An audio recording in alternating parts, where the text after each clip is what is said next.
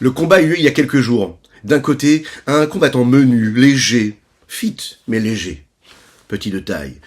Juste après lui, entre dans le ring, le combattant grand, fort, puissant. Le combat démarre, vous l'imaginez, les paris sont déjà faits. C'est le grand, le fort, le puissant qui gagnera le combat. Oui, mais voilà, très rapidement, le petit, menu, se jette sur sa proie et avec rapidité, et réussit à le mettre à terre.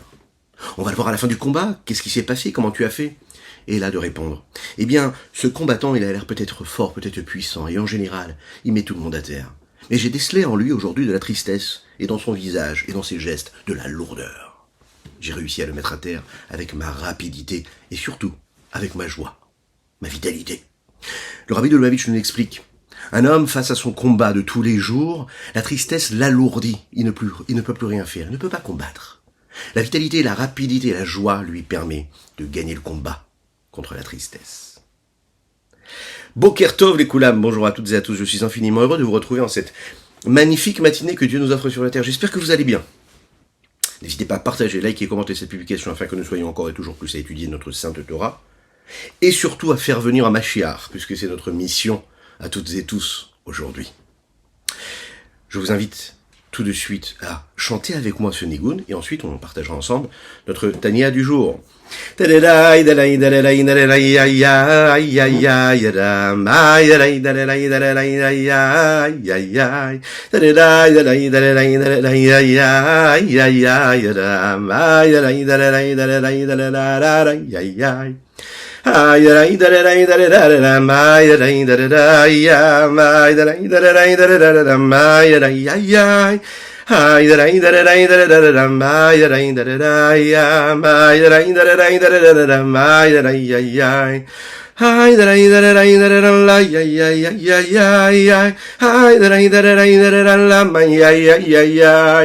Nous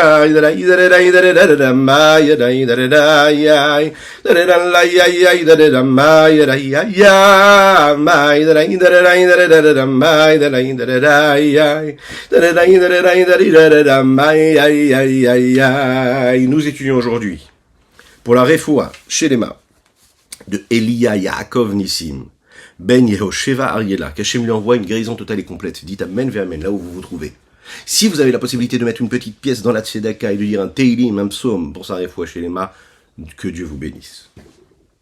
Si vous êtes en voiture avec vos enfants, faites-leur répéter un Teilim. Cela changera le monde. Nous étudions aussi également pour la Refoua Shelema de notre cher Shlomo Dre Ben Solika, ainsi que pour la Refoua Shelema de Avraham Nissim Ben Sultana. Et nous étudions l'Eilou Nishmat Avraham Ben Yosef Verina Finoussi, ainsi que l'Eilou Nishmat Aviomori Alav Shalom. Le Ratzon Eilion, la volonté supérieure, la volonté suprême de Dieu, c'est celle dans laquelle on essaye de s'investir depuis quelques jours dans les mots du Tanya, tel que c'est relaté également dans le Zohar HaKadosh, définir ce qu'est ce Ratzon Eilion, cette volonté supérieure, cette volonté suprême, qui se réveille et qui se révèle à nous à travers nos actions, à travers nos paroles, à travers nos pensées. Et nous allons voir aujourd'hui qu'on est capable de mettre en route quelque chose, c'est-à-dire une lumière qui va descendre ici-bas sur Terre, à travers nos actions, mais surtout à travers la concentration et l'intention qu'on est capable d'y mettre. Est-ce qu'on est capable de créer un vêtement pour l'âme qui nous permettra de nous relier à quelque chose de très élevé ?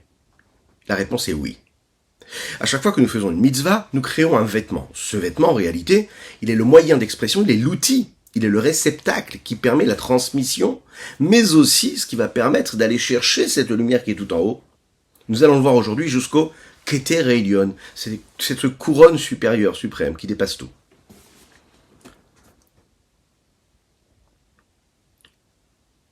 La volonté de l'âme de l'homme, c'est un potentiel, c'est une force supérieure qu'il y a dans son âme.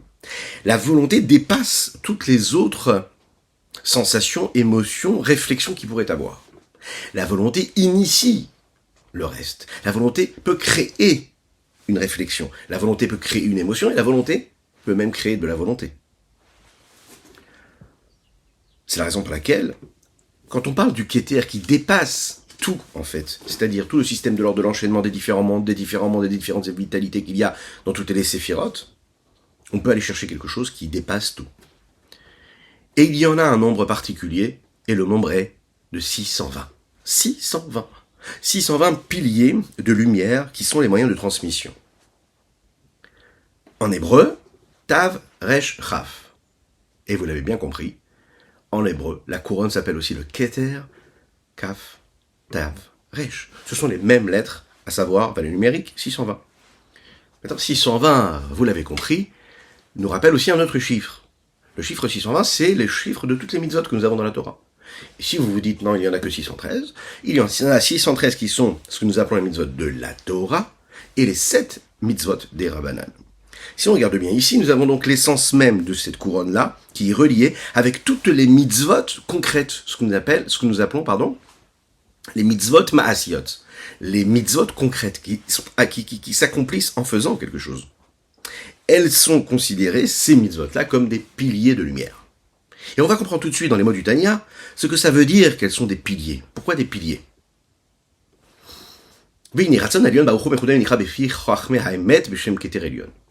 La volonté supérieure suprême de Dieu est appelée et décrite par nos sages de la vérité, c'est-à-dire les Mekoubalim, Keter Elyon.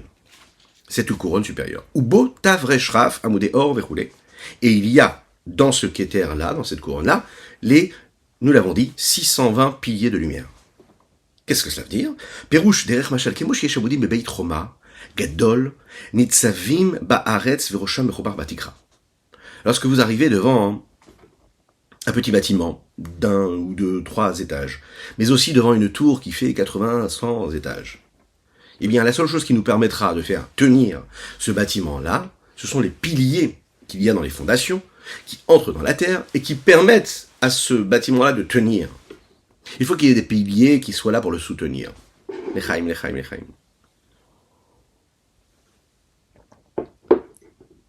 Ces piliers vont permettre au plafond de tenir, mais aussi ces plafonds-là de tenir également les piliers qui permettront à l'étage supérieur de tenir, etc., etc. C'est la même chose ici. Keter Elyon Baruchu, le Keter Elyon, cette couronne supérieure, est considérée comme ces piliers-là. Ces mitzvot-là que nous faisons, ce que nous accomplissons, sont considérés comme des piliers. Les mitzvot, c'est la matérialisation et la concrétisation de la volonté supérieure et suprême de Dieu. Donc quand j'accomplis une mitzvah, je suis en train de permettre à ce pilier-là de fondation d'être ce qu'il est, de s'ancrer dans le sol. Pourquoi? Parce que la mitzvah, c'est la volonté de Dieu. La volonté de Dieu, c'est la volonté supérieure suprême. La volonté supérieure suprême, elle dépasse toutes les limites qui peuvent être engendrées par les réceptacles causés par les notions et les volontés de lumière qui transparaissent les tséphirot. La volonté, c'est la mitzvah. Et la mitzvah, ça dépasse tout en réalité. Puisqu'il y a en fait ce dépassement de toutes les contingences qu'il y a dans le Seder Hishalshelut lors de l'enchaînement des différents mondes, c'est-à-dire que ça dépasse tous les potentiels, toutes les forces, toutes les énergies, toutes les descriptions, toutes les définitions, toutes les entités, toutes les existences. Un petit peu comme le toit qu'il y a au-dessus de cette magnifique maison. Il dépasse tout, il est au-dessus de tout. Mais il tient ce toit-là sur des piliers qui descendent jusqu'en bas, jusqu'à la terre et jusqu'aux fondations que nous ne voyons même pas lorsque nous voyons le bâtiment tenir. Pourquoi? Eh bien parce que les mitzvot maasiyot, c'est d'accomplir la volonté de Dieu de manière concrète, pragmatique, factuelle. Et dans ce monde-là matériel, physique, grossier, on est en train de créer le lien direct avec la volonté supérieure suprême de Dieu qui est au-dessus de tout.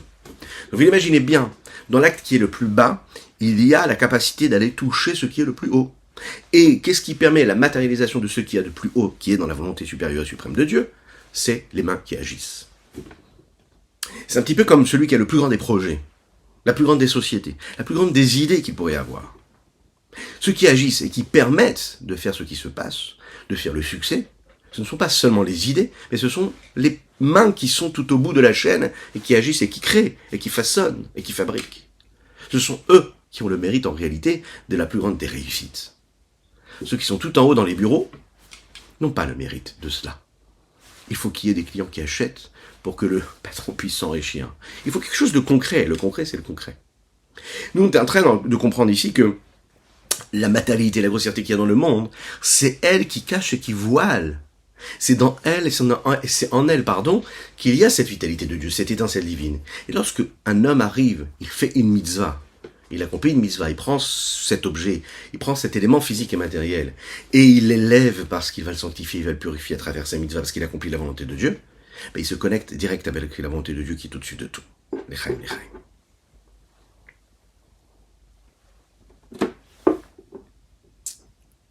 Ou les Ma'ala Mibrinat Madrigat HaChochma. Ce qu'était là, cette couronne-là, eh bien, elle dépasse le niveau de la sagesse.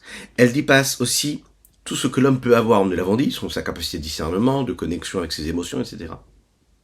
Vum Nishon Koteret, c'est appelé une forme de Koteret, comme une petite couronne qui entoure, Shou Martir ou Makif à la Mochin Shebarosh, qui est là et qui entoure et qui couronne les parties cérébrales que nous appelons les mochines qui se trouvent dans la tête, et ces parties cérébrales qui sont dans la tête, eux, se définissent et existent à travers ce que nous appelons Chabad, c'est-à-dire la Chochma, la Bina et le Da'at.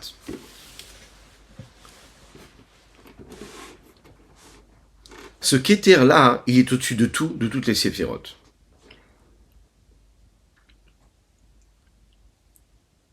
En fait, une couronne, c'est là pour entourer tout entour. Elle entoure tout ce qu'il y a à l'intérieur. Non seulement il est au-dessus, mais il entoure aussi.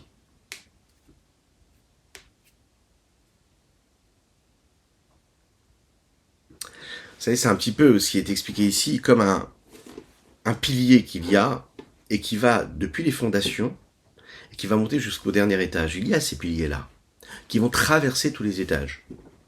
C'est-à-dire que quand on rentre dans un des étages ou dans une des pièces, on va avoir un pilier.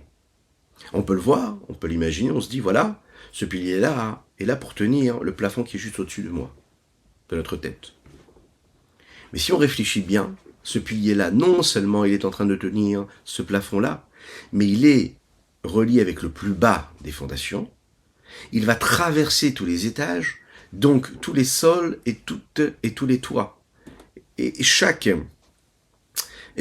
plafond qu'il peut y avoir dans chaque étage, Et donc quand il traverse le plafond d'un étage, ce plafond-là, c'est ce qui va correspondre au sol de l'étage supérieur.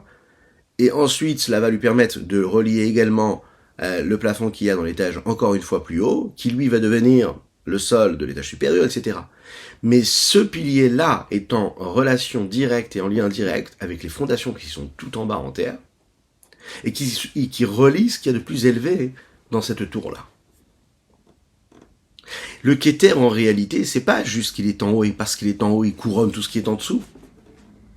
C'est une couronne qui entoure et qui crée un lien direct, constant, entre ce qu'il y a de plus bas et qui traverse tous les niveaux jusqu'à monter tout en haut, c'est-à-dire la volonté supérieure, suprême de Dieu. Et c'est ça qu'il y a de particulier ici, qu'il est en train de nous dire quand le Rabbi Shlomo Zalman, il rajoute ce principe-là de makif et de koteret, maktir ou makif. Il est en haut, mais il est aussi en bas. En fait, le Kéter n'a pas de consistance personnelle dans ce qu'il saurait être lui-même, comme par exemple, la Chochma peut avoir, elle, parce qu'elle est une Chochma, ou parce que la Bina est de la Bina. C'est cette volonté ou ce désir dont nous avons parlé hier, qui est ce qui permet d'avoir un potentiel et une direction dans la volonté que nous pouvons avoir, et qui va s'assimiler, et qui va s'assumer, et qui va être abouti par la mitzvah elle-même que nous allons accomplir, ou l'association de cette vitalité-là potentielle qui va s'habiller dans quelque chose de concret. Veratson, et cette volonté-là supérieure, suprême, Zénit la Besh, Betarek, Mitzvot Torah, Zénit Mitzvot Rabbanan, s'habille dans les 613 mitzvot de la Torah et les 7 commandements que les Chachamim nous ont donnés. Shirubam Kechulam en Mitzvot Ma'asiot. La plupart de ces mitzvot-là, ce sont des mitzvot qui ont un rapport avec le physique de ce monde-là, la matérialité et la grossièreté de ce monde-là. La volonté supérieure, elle traverse tous les mondes supérieurs, elle ne s'habille pas en eux, elle reçoit une forme, une direction, une description, une définition. Quand elle passe à travers chacun des mondes, elle prend forme quelque part. Elle prend d'abord une forme spirituelle, et ensuite, elle va prendre une forme matérielle et physique à travers les actes. Combien, comment, ça reste toujours le même ratson, la même volonté. Elle va être façonnée petit à petit. Et cette lumière va évoluer. Lorsqu'elle arrive tout en bas dans le monde matériel dans lequel nous vivons, elle va s'habiller, elle va s'arrêter et elle va prendre forme réellement quand on va agir véritablement. Vous connaissez le principe, sauf ma'aseh b'machashava techila.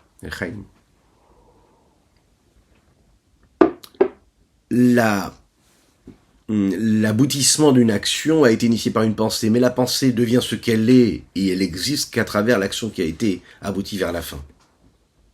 Au niveau de l'action, qui est la fin de tous les niveaux, il faut qu'il y ait une pensée pour cela. C'est-à-dire,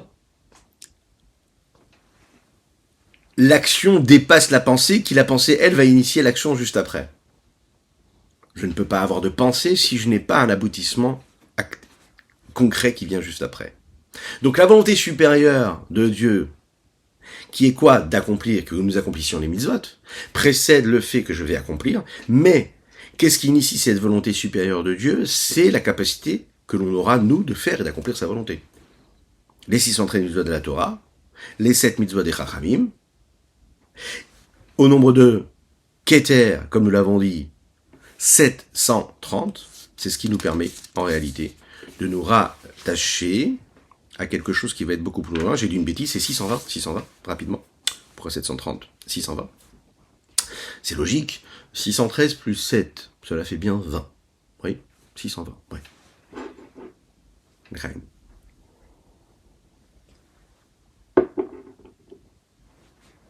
Et donc, cette couronne-là, en fait, c'est celle qui permet de relier tout en même temps.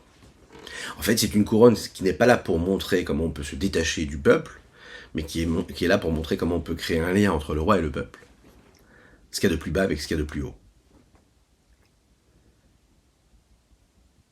Et là, on voit qu'en fait, les principes et les notions que nous avons développés hier et avant-hier, et avant Shabbat, comme par exemple le désir, la volonté, les lois qu'Akadosh Baruch Hu nous a données, les directives, se relient tous ensemble. La volonté qui est, nous l'avons dit, la partie superficielle extérieure du désir. Elle se dévoile à travers les lois concrètes que les Chachamim, les sages, nous donnent à travers les générations dans ce monde-là.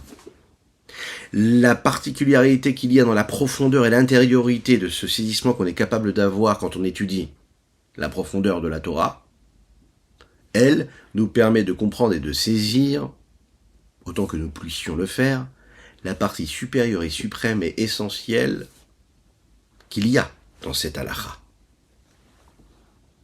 Comme nous l'avons dit hier, la splendeur de Dieu, le Gan Eden. Ensemble, c'est ce qui donne la séphira de Keter, qui, elle, entoure et crée le lien entre toutes les extrêmes de la réalité dans laquelle nous vivons. Depuis la sagesse suprême jusqu'à ce monde physique, matériel, ce monde de l'action. Maintenant, il y a d'autres mitzvot. Il y a les mitzvot qui ne sont pas concernés par l'action. Ce sont des mitzvot que nous appelons les mitzvot que nous accomplissons avec la parole, d'accord, qui dépendent du dibour de la parole. J'étudie la Torah, je fais une bracha, une bénédiction, je fais la tefila. Alors là, on nous rassure, mais en même temps on nous donne une mission et on nous rappelle que étudier la Torah, faire la tefila, faire les brachot, cela se fait avec la prononciation des mots et des lettres. Cela ne se fait pas en lisant avec les yeux, il faut prononcer, il faut vivre. Il y a un principe que nous allons voir tout de suite qui s'appelle Akimat Sefatav Eve Maase. À chaque fois que j'utilise toutes les capacités que j'ai dans mon corps, dans mes capacités, dans ma bouche, je bouge mes lèvres, eh bien j'accomplis une action. À chaque fois que les membres de mon corps sont en train d'agir, je fais une action. Alors je prends ma main et je mets les téfilines avec, ce sont mes mains qui accomplissent la mitzvah. J'étudie la Torah ou je fais une bracha, une bénédiction ou la tefila, eh bien j'articule les mots, c'est la raison pour laquelle il faut bien le faire. J'articule, je prononce les lettres et les mots comme il faut, je les fais résonner en moi. Et pardon, excusez-moi. À travers la langue, à travers le palais, à travers la gorge, à travers les muscles qu'il y a dans mon corps, à travers les lèvres, à travers les dents, etc. Je suis en train de former un acte, ce qui me permet de former une lettre. Donc je la crée, cette lettre-là. Et quand je crée cette lettre-là, je suis en train d'agir. C'est aussi appelé, donc, la parole, une forme d'action. Vega matliot bedibour, le mitzvot aussi qui dépendent de la parole, la kaimala, les chachamim nous disent, akimat sefatav eve maase, c'est considéré comme une action, le fait de bouger les lèvres. Vegam, ateliot b'machashava, au balev, mais pas seulement la parole, même les mitzvot qui dépendent de quoi? De la pensée ou du cœur. Ce sont des mitzvot qui sont plus spirituels, d'accord? J'ai pas besoin de parler, j'ai pas besoin d'agir. J'ai juste besoin de ressentir. Par exemple, croire en Dieu, aimer Dieu, craindre Dieu. Elles sont aussi décrites comme des mitzvot maasiot, des mitzvot qui sont concrètes. Pourquoi? Qu'est-ce qu'il y a de concret dans un ressenti de crainte et d'amour de Dieu? Il faut savoir que cette mitzvah-là, elle a été donnée à un homme qui est physique, matériel et qui vit dans un monde ici-bas. C'est ici-bas qu'il faut vivre, hein, c'est pas ailleurs.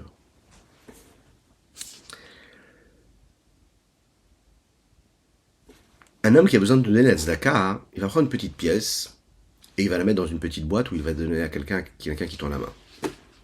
Un homme qui a besoin de faire la tzedaka, il va prendre son téléphone, il va cliquer comme ça sur un lien et puis il va faire un don. La mitzvah de la tzedaka, c'est quelque chose de physique, on est capable de comprendre.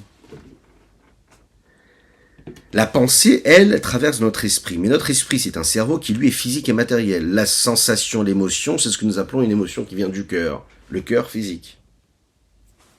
De manière beaucoup plus globale et large, la neshama, l'âme, prend toute son existence uniquement quand elle est dans ce corps-là.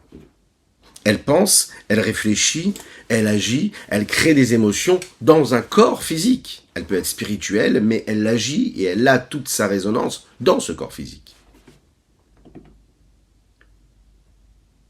Est-ce que la neshama, est-ce que l'âme d'une personne pourrait s'exprimer indépendamment du corps de l'homme? Est-ce qu'elle pourrait avoir une vie indépendante? Est-ce qu'elle pourrait dire, ok, moi j'accepte pas mon corps.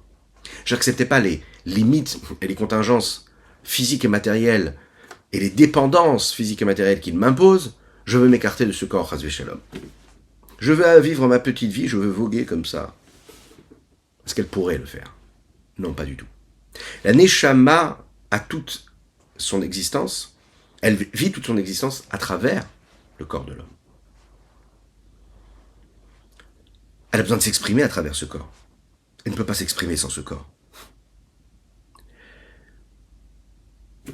L'amour de quelque chose, l'amour de quelqu'un, ne peut s'exprimer que parce qu'il y a un corps qui s'exprime. S'il n'y a pas de corps, il ne peut pas y avoir d'amour.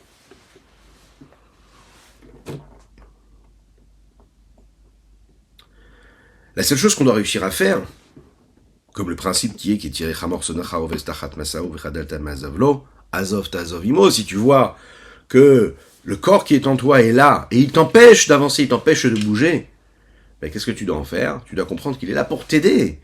Tu dois pas te dire, ok, je vais le mettre de côté, ce corps-là, il me laisse pas accomplir la Torah, avoir une vie sainte et saine et pure, alors je vais le délaisser. Non, pas du tout, tu dois vivre avec, tu dois le transformer. L'âme, elle ne peut pas vivre sans ce corps.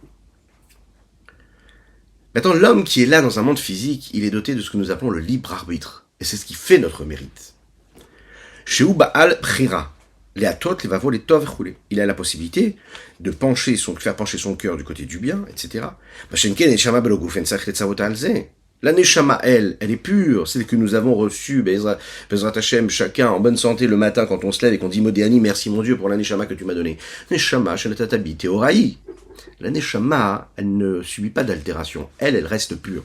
Peu importe ce que tu feras dans ta journée, peu importe ce que tu diras ou à quoi tu penseras. On l'espère le mieux possible, le plus sain possible. Mais peu importe ce que tu feras ou ce que tu as fait la veille, ta neshama, elle reste pure. C'est ce qui est extérieur à elle qui peut être changé. Mais elle restera toujours pure. Donc peu importe ce que tu penses de toi ou ce qu'on peut penser de toi, rappelle-toi que tu restes une neshama qui est pure. Ça, on peut pas te l'enlever, ça. Pas l'oublier. Donc l'homme qui est doté de ce libre arbitre, et qui a cette neshama-là, cette neshama, elle est pure, aussi bien qu'elle était pure avant qu'elle descende dans le corps. Quand elle descend dans ce corps-là, elle est toujours dans ce corps-là, aussi pure qu'elle l'était avant. Est-ce qu'elle a un choix, elle a le libre arbitre de faire ou de ne pas faire? Non. Qu'est-ce que la neshama peut faire ou pas faire? C'est ce que le corps lui permettra de faire ou pas faire. Donc, nous, ce que nous allons faire, c'est permettre à la neshama de s'exprimer. Et comment on lui permet de s'exprimer? À travers notre corps. Je vais lui permettre d'aimer Dieu, de craindre Dieu. Elle dépend de ce que mon corps décidera et voudra. La volonté supérieure qu'il y a dans la mitzvah, ça n'est pas du tout uniquement la volonté que c'est comme ça que ça doit être.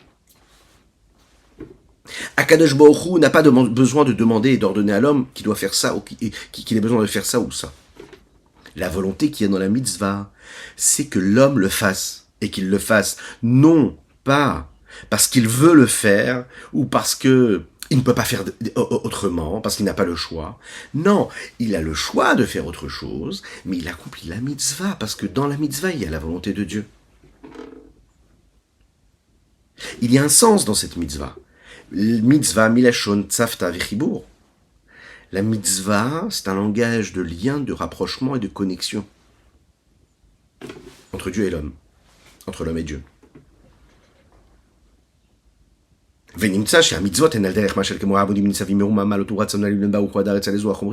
mitzvah, c'est considéré comme ce pilier qui relie ce qu'il y a de plus bas avec ce qu'il y a de plus haut. La volonté supérieure de celui qui ordonne la mitzvah et la terre ici-bas inférieure dans laquelle la mitzvah est accomplie.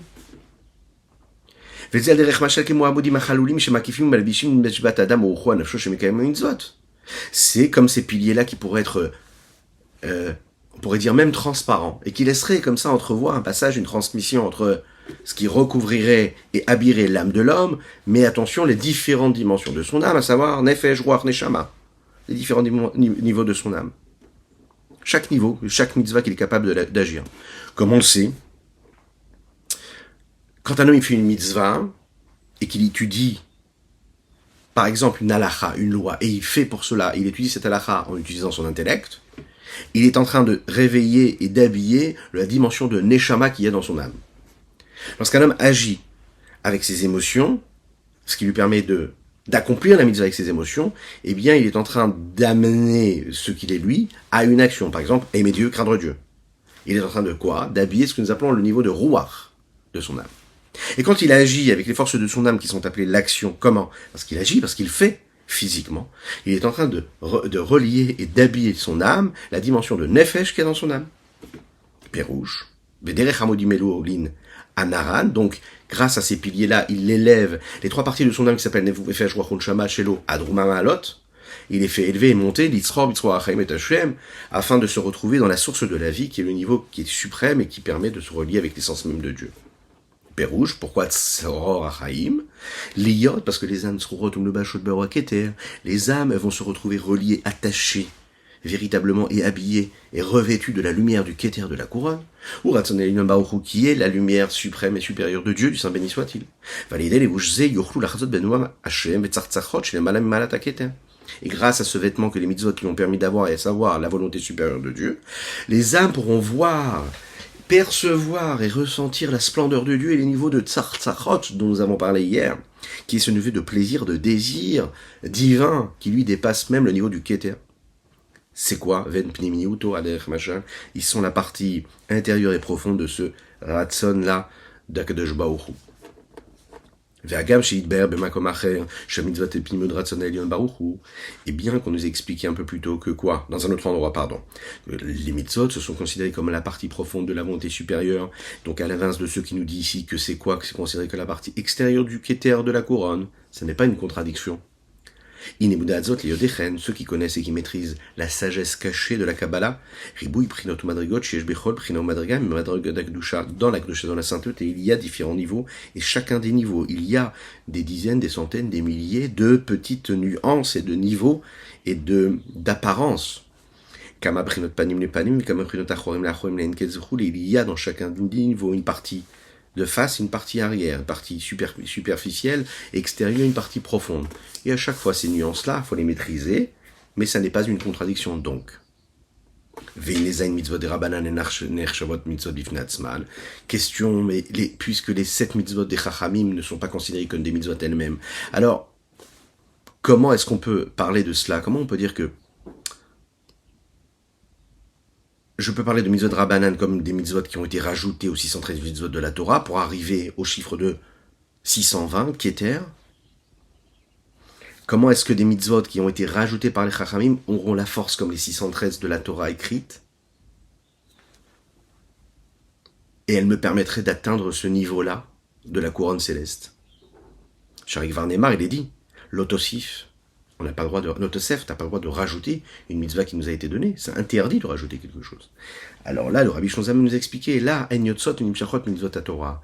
Elles sont des dérivés, et elles proviennent des mitzvot de la Torah, parce qu'elles sont là pour détailler, pour développer des mitzvot qui ont déjà été données, et les mitzvot des chachamim ne sont pas là pour rajouter quelque chose, mais pour développer.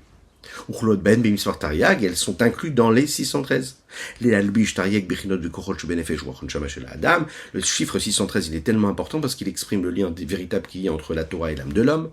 C'est-à-dire l'âme qui est en relation avec son corps et qui permet aux 613 niveaux, forces et potentiels qu'il y a dans son